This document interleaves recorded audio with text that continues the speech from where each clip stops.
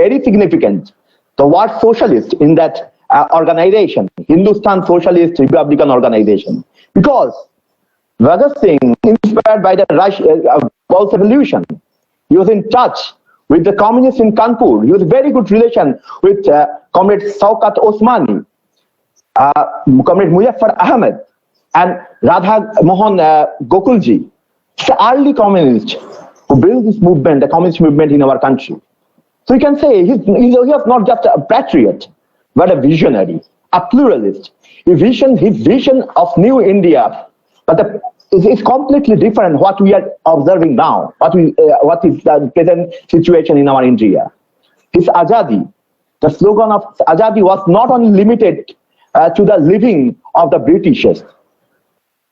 Actually, instead, he desired Azadi from poverty, from untouchability, communism, or any form of exploitation, which is completely different from today's, Hindutva nationalism. It's completely different. And that is why, just 20 days before his martyrdom, we have to remember the word, that message of Comrade Bhagat Singh to the youth.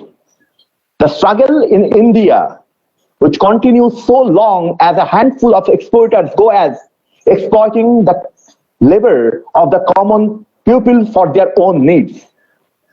It matters little whether these exploiters are purely British capitalists or British and Indians in alliance or even purely Indians.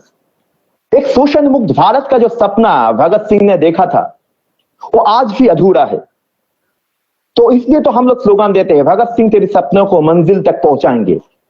So we must remember when Bhagat Singh and his comrade Badukeshwar Dutt hurled bomb, as a harmless bomb in the assembly and chanted the immortal slogan of Inqilab Zindabad, we have to know the reason behind it. There is a very coincidence and relation with the present day situation. Because the reason at that day, the Bhagat Singh protested in the parliament was against the public safety bill and trade dispute bill, which had rejected by the assembly, but very unfortunately, it was being enacted by the Viceroy. And that act actually is going to stop the waves of worker strike in our country, the colonial India. And they are trying to crush the workers' involvement in the freedom struggle. And now see, the same situation is going on in our country. The whole country is now fighting against the anti-farmer agricultural bills. We are fighting, the students are fighting against the national education policy in our country. And the same thing, now we have to focus on the united movement. Bhagat Singh जैसे कहा था, बम और पिस्तौल एक क्रांति नहीं बनाता है. It's true. क्रांति की तलवार विचारों के शान देने वाली पत्थर पर तेज किया जाता है. And that is why that's the importance of the united movement. And we are focusing on this united movement right now. Because in this situation, when the Bhagat Singh dreamed of a new India, there will be work for everyone, there will be education for everyone. But it's very unfortunate in this present scenario, especially in this crisis situation, in this health emergency. It's almost over 15 crore youth lost their jobs, 15 crore unemployment within this pandemic situation. And what about education? Education becomes luxury, and digital divide is a reality right now. We are not getting our scholarships, and you people are coming from the universities, and you know better than anybody else what is happening in our country. The voice of dissent suppressed in our country, and that is why it's a prime time to remember the relevance of Comrade Bhagat Singh. So, in this situation, I just want to request Comrade Mimosha Gharai to speak on this issue, on this relevance of Bhagat Singh today. Comrade Mimosha Gharai, President of Presidency University Students' Council. Please, Mimosha. I think I am audible. Yeah. Yes. Good evening, friends and comrades. जो ये live देख रहे हैं उन सबको मेरे क्रांतिकारी अभिवादन. যারা এই লাইভ দেখছেন তাদের সকলকে সংগ্রামী অভিনন্দন. This is indeed a great initiative taken up by CPIM Central Committee, a discussion about the relevance of Comrade Bhagat Singh and his ideas today. Today is a very important day for us. I believe that we, the student and youth of the country, must understand the importance of the day. The great Indian revolutionary Bhagat Singh was born today, 28 September in 1907. Bhagat Singh was a character.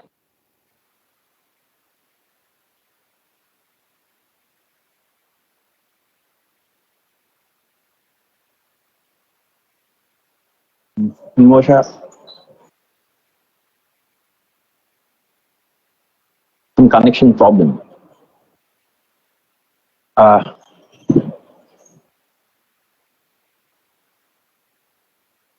Shobin is here. Mimosha? Now you are audible. Continue. You. Can I? Hello. Yes. Continue. Mimosha. Okay. Hello, you are audible right now. Your video is off, but you are audible. Okay. Yes. Bhagat Singh, he was probably the first person who talked about economic equality and freedom, whereby correctly emphasizing that our struggle is not only against the political separation, but we are fighting against political, social, and economic separation. Bhagat Singh did not understand how Hindu and Muslim initially they are united in fighting against the British, but then they are fighting against each other only because of their religious differences. At this point, Singh dropped his religious beliefs and began studying the work of atheist revolutionaries. In his book, the title "Why I Am an Atheist," he wrote about his realization.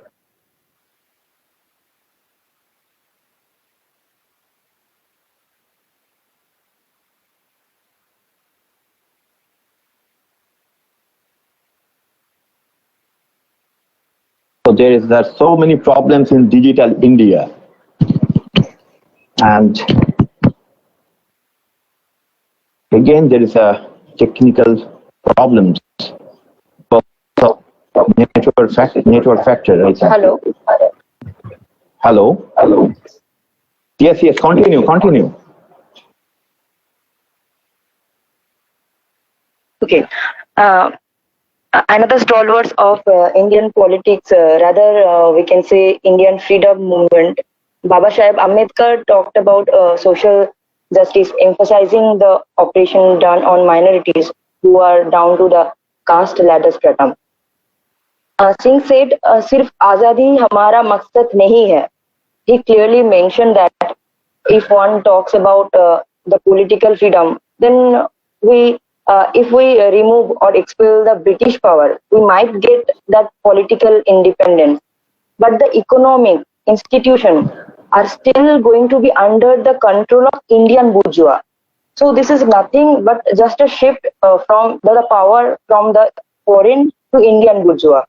So we have to ensure a society where the state takes up all the duties of individual, where is equal pay for.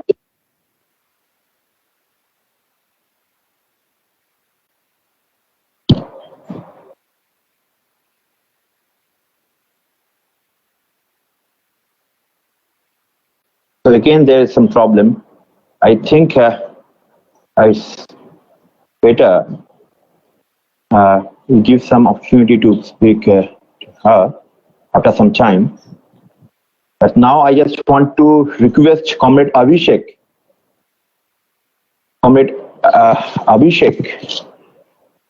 to speak.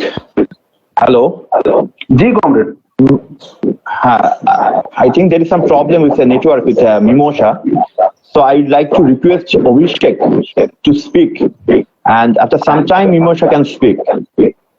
So as we know that वर्ण व्यवस्था के खिलाफ जिस तरीके से अछूत समस्या में बात किया भगत सिंह ने, जहां पर हम लोग, हमारा देश में पानी पीने का अधिकार नहीं था, पढ़ने का अधिकार नहीं था, शिक्षा का अधिकार नहीं था, जमीन का अधिकार नहीं था पिछड़े वर्ग के लोगों के लिए, इसके खिलाफ बार बार आवाज उठाया था भगत सिंह ने।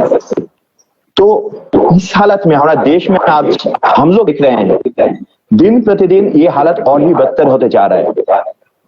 जो दलित के ऊपर शोषण किस तरीके से बढ़ रहा है, इस मनुवादी सिस्टम में, ये मनुवाद में विश्वास रखने वाला बीजेपी के राज में। तो अभी सभी के ऊपर बातचीत करने जा रहे हैं यूनिवर्सिटी ऑफ हैदराबाद के स्टूडेंट्स यूनियन के प्रेसिडेंट कॉमरेड अभिषेक नंदन। बहुत बहुत धन्यवाद कॉमरेड और लाल सलाम।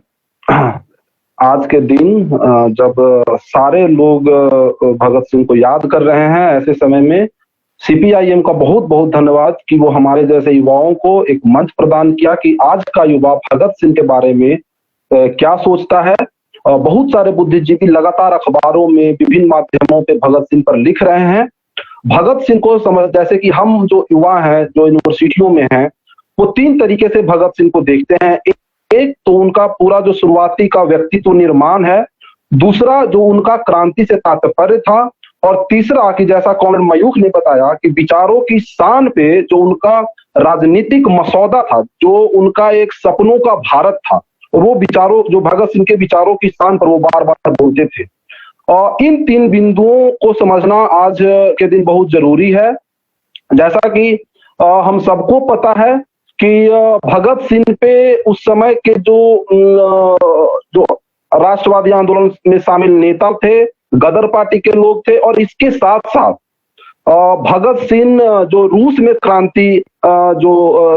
रूस के जो क्रांतिकारी थे लेनिन, उनका एक बहुत बड़ा प्रभाव भगत सिंह के व्यक्तित्व पर था। और जैसा कि उनके नोटबुक से पता चलता है कि वो लगभग पूरे विश्व के सैकड़ों लेखकों को पढ़ते थे, कई किताबें मिली है। और इसके साथ साथ वो जो लोग आज उनको बोलते हैं कि वो एक 23 साल का नौजवान था, पूरे विश्व में जो आर्थिक व्यवस्थाएं थी, सामाजिक व्यवस्थाएं थी, उस पर एक बहुत ही पैनी नजर भगत सिंह रखते थे। जैसा कि उन्होंने मेंशन किया है कि हमें किस तरह की क्रांति चाहिए भारत के बारे में, तो बहुत साफ बोलते हैं कि हमें ना आयरिश लोग जो लड़ रहे हैं उस तरह की क्रांति चाहिए, और ना हमें ब्रिटेन में जो लेबर पार्टी कर रही है उस तरह की क्रांति चाहिए। हमें भारत में एक समाजवादी क्रांति करने की जरूरत है। और उस समय मंदी के दौरान वो अमेरिका पे भी नजर रखे हुए थे, और अमेरिका को डॉलर राजा करके चिढ़ाते थे कि आज जो स्थिति है वहां के गरीब लोगों की, मजदूरों की, अमेरिका डॉलर राजा होकर भी क्या कर रहा है। हमने इतने सालों के बाद आज देखा कि महामारी में क्या हुआ। आज जो भगत सिंह को जो लोग याद कर रहे हैं एक राष्ट्रवादी के रूप में, उनका जन्मदिन मना रहे हैं, कई पार्टियां मना रही हैं, ऐसी भी पार्टियां मना रही है जो प्रतिक्रियावादी पार्टी थी, और जिसके बारे में भगत सिंह की बहुत साफ समझ थी कि अगर इन गुणों को लेकर कोई राजनीतिक पार्टी है तो एक प्रतिक्रियावादी पार्टी है, वो क्रांति में जो अवरोधक पार्टी है। वो पार्टियां भी आज भगत सिंह को अलग अलग रंग बिरंगे कपड़ों में, उनका जो सर पे जो बांधते हैं उनको अलग अलग तरीके से भगवा कलर में लगा के उनका जन्मदिन एक राष्ट्रवादी के तौर पे मना रही है। लेकिन भगत सिंह को राष्ट्रवादी के तौर पे मनाना उतना महत्वपूर्ण नहीं है जितना कि भगत सिंह का जन्म जो दिवस है वो इस रूप में मनाना जरूरी है कि वो किस तरह की राष्ट्र की बात करते थे, उनकी राष्ट्र को लेकर समझ की क्या थी, और एक ऐसा राजनीतिक मसौदा जो विचारों की शान पर रखी गई थी। जैसा कि वो उदाहरण हम सबको पता है कि जब एक जेल में उनको बोला गया कि आपकी भगत सिंह आपकी अब फांसी का समय आ गया है, और उस समय भगत सिंह लेनिन की जीवनी पढ़ रहे थे, और वहीं पे उन्होंने जो पेपर है वो मोड़ के रख दिया और वो चले गए इंकलाब जिंदाबाद करते हुए फांसी पे चढ़ने। और बहुत दिनों बाद, मतलब उसी के कुछ समय बाद पंजाब के जो बहुत बड़े क्रांतिकारी अवतार सिंह पास हैं, उन्होंने भगत सिंह पर लिखा कि भगत सिंह ने जहां पे वो पेज मोड़कर रखा है और जहां पे कहा था कि ये दो क्रांतिकारियों का मिलन होने जा रहा है, पंजाब के युवाओं को वहां से शुरू करना चाहिए। वो मिलन जो है आगे बढ़ाना चाहिए, और आगे चलकर 80 के दशक में हिंदी के बहुत बड़े कवि नागा अर्जुन जो है भगत सिंह पर कविता लिखते थे कि भगत सिंह तुम्हारे शहादत को हुए 50 साल 50, पर बहुमत बहुमत जनता की हुई न पूरी आस। तो साफ देखते हैं कि जो भगत सिंह जिस तरह की क्रांति की बात कर रहे थे, जिस तरह का समाजवादी देश का सपना देख रहे थे, वो पूरा नहीं हुआ। और जाहिर सी बात है कि उन उन तत्वों ने उसको पूरा नहीं होने दिया जो जीवित अवस्था में भगत सिंह जिनका विरोध कर रहे थे। क्रांति से भगत सिंह का बहुत अच्छा साफ तात्पर्य था कि हम जो इंकलाब जिंदाबाद बोलते हैं उसका एक बहुत ही साफ सुथरा जो है मकसद है, और वो मकसद है कि वर्तमान जो व्यवस्था है उसे बदलना होगा। और हम एक ऐसी क्रांति चाहते हैं, समाजवादी क्रांति जो है जिसकी जो बुनियाद हो वो राजनीतिक क्रांति पे हो। और राजनीतिक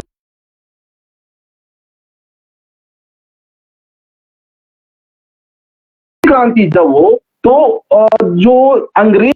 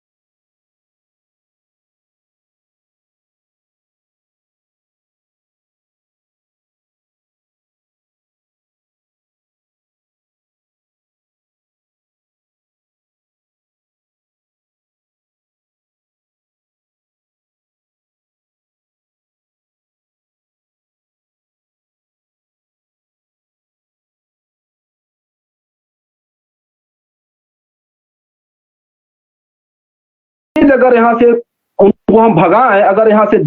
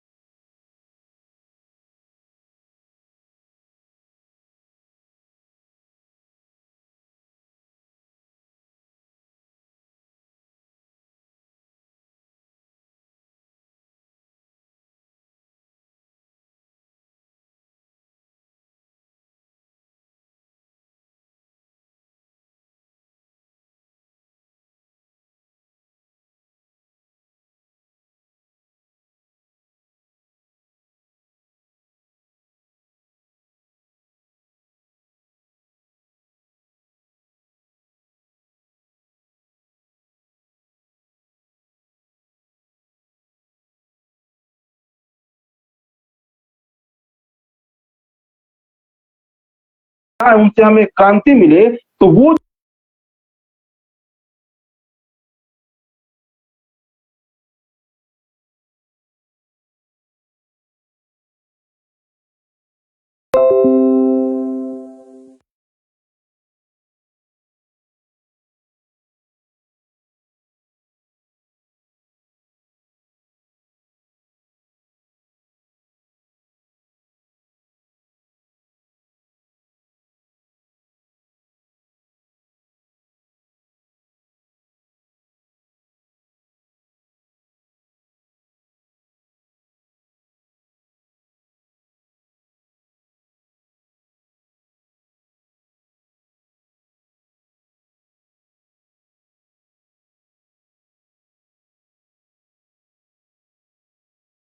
ये राजनीति जिनका पीछे मकसद है, एक दूसरे तरह का मकसद है, और दूसरा पत्रकारिता। आज हम देख रहे हैं 2020 में कि किस तरीके से नेतागण दंगे को क्रिएट कर रहे हैं, और उस दंगे को जो प्रोपगेट है एक उन नेताओं के फेवर में पत्रकारिता कर रही है। हम सारे लगभग मेन स्ट्रीम जो पत्रकारिता है उसमें, हम जिसे कहा जाता है तथाकथित मेन स्ट्रीम, उसमें देख रहे हैं कि किस तरीके से दंगे को एक दंगे में जो लोग नहीं भी शामिल थे उनको भी एक देशद्रोही का ठप्पा देकर और एक तरह से उनके लिए हेट पैदा कर रहा है पूरे देश में मीडिया।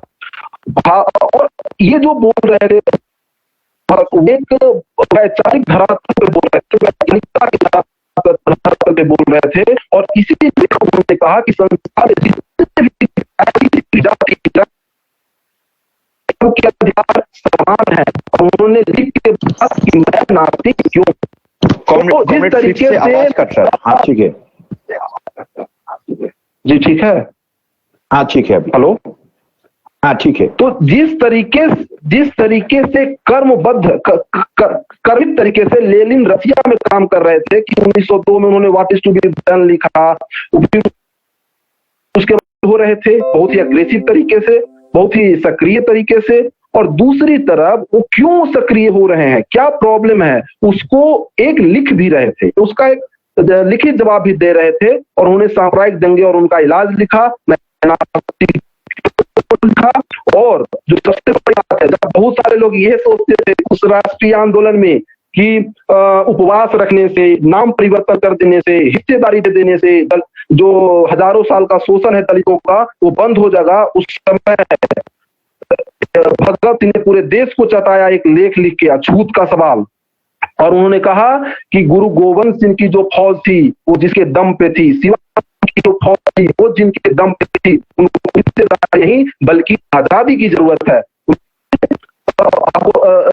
शायद मुझे लगता है कि उससे पहले किन्होंने ये कहा है, लेकिन पहले उन्होंने अपने लेखों में कहा कि स्त्री और पुरुष दोनों को वोट देने की जो है समान अधिकार होने चाहिए, और जो दलितों का जो लोग हिस्सेदारी की बात कर रहे हैं वो लोग भरमा रहे हैं, बल्कि दलितों को पूर्ण भगत सिंह अंतिम दिनों में जब वो जेल में थे, जाहिर सी बात उन्होंने माफी नहीं मांगा, उन्होंने बयान नहीं दिया अपने साथियों के खिलाफ, जिस तरह से दूसरे कई क्रांतिकारी किए, जिसमें सावरकर का नाम सबसे आगे है, जो माफी मतलब फांसी के डर से माफी मांग के बाहर आ गए, और जिन्हें आजकल की जो सरकार है वो बहुत बड़ी क्रांतिकारी बताती है। उनके ठीक उल्टा भगत सिंह ये जानते थे कि उनको फांसी होने वाली है, इसके बावजूद एक मसौदा तैयार कर रहे थे जेल में बैठ के। और ध्यान देने वाली बात है कि जब वो मसौदा तैयार कर रहे थे वो ऐसे समय में कर रहे थे पूरे भारत में उनको बदनाम करने की कोशिश की जाती है, वो करता है, राष्ट्रीय आंदोलन में बड़े नेता उनको बदनाम कर रहे थे और बोल रहे थे कि ये लोग आतंकवादी लोग हैं। आवाज काट रहा है, बहुत ही तार्किक। हेलो, आप ठीक आहिस्ता बताइए, आप आहिस्ता बोलिए तो ठीक होगा। ठीक है जी। ऐसे समय में जब पूरे देश में भगत सिंह के खिलाफ एक जो रूलिंग क्लास था, इवन उसमें कई जो है राष्ट्रीय आंदोलन में शामिल नेता थे, एक बड़ा षड्यंत्र और बहुत ऐसा लग रहा था कि अंग्रेजों के मातहत ये लोग काम कर रहे हैं, एक प्रोपेगेंडा फैला रहे थे भगत सिंह के खिलाफ कि वो आतंकवादी है, वो अभी है, उसको राष्ट्रीय आंदोलन की आजादी जो है अपना राजनीतिक मसौदा लिख रहे थे, और वो लेख लिख रहे थे जिस लेख का शीर्षक है राजनीतिक कार्यकर्ता। देखिए उसमें 6-7 बिंदुओं पर भगत सिंह ने बात किया है, और इसी पर बात करके मैं अपनी बात समाप्त करूंगा। पहला जो उसमें पॉइंट था सामंतवाद की समाप्ति। जरा सोचिए कि जो भारत था उसमें वो बोल रहे थे सामंतवाद की समाप्ति, यानी कि जो फ्यूडल कैरेक्टर है वो जब तक यहाँ पे खत्म नहीं होगा भारत का, या भारत के नागरिकों अपर का जो उच्च वर्ग के लोग हैं उनमें, तब तक एक बड़ी आबादी जो है वो आज बहुत ही मौजूद है। दूसरा मांग का किसान, जितने भी किसान हैं उनका जो है उनका कोई भी खर्च ना हो, उनसे सिर्फ और सिर्फ भूमि कर लिया जाए और उनके सारे कर्ज माफ कर दिए जाए। आज देखिए किसान जो है आत्महत्या करने पर मजबूर है, अपने घर में अपनी बच्चियों की शादी नहीं कर पा रहे हैं, अपना घर नहीं चला पा रहे हैं। मतलब आए दिन हम सुनते हैं कि उनका जो है सही दाम नहीं मिलता है बाजार में, और उनके बहुत सारे फसल जो है सड़ जाता है। अभी जिस तरीके से लोकसभा में भारतीय जनता पार्टी जो है वो प्रस्ताव लेके आई है किसानों के खिलाफ, जब बात हो रही थी कि स्वामीनाथन कमीशन को की जो रिपोर्ट है लागू करो, एमएसपी में जितने चीज आते हैं उसकी सही खरीदारी करे सरकार, किसानों का जो है बीमा कर उनके फसलों का हो, उसमें जो है बढ़ोतरी करे, इस तरह की मांग की जा रही है। भारतीय जनता पार्टी को किसानों के खिलाफ किसान विरोधी जो है नीति बताती है। ये दूसरा मांग था। तीसरा मांग था और जो मुख्य मांग था कि भूमि का राष्ट्रीयकरण हो। हम सब जानते हैं कि इस देश में केंद्रीकरण हुआ एक। हेलो कॉमरेड जी, आवाज आ रही है? आप ठीक थे? आप ठीक है? आप ठीक है? आप ठीक है? थोड़ा आवाज कट रहा है। हाँ ठीक हम लोग के पास तो हाँ बोलिए बस 5 मिनट। हाँ जी, किसानों के बाद जो सबसे जरूरी बात भगत सिंह ने कहा, वो कहा